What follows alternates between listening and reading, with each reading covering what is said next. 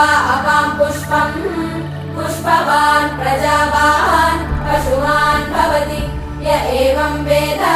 योपामायतनं वेद आयतनवान् भवति अग्निर्वा अपामायतनम्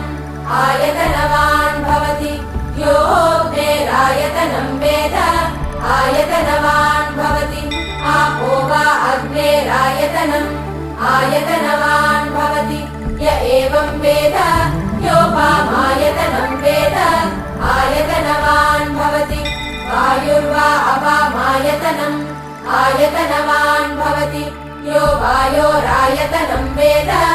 आयतनवान् भवति आपो वै वायोरायतनम्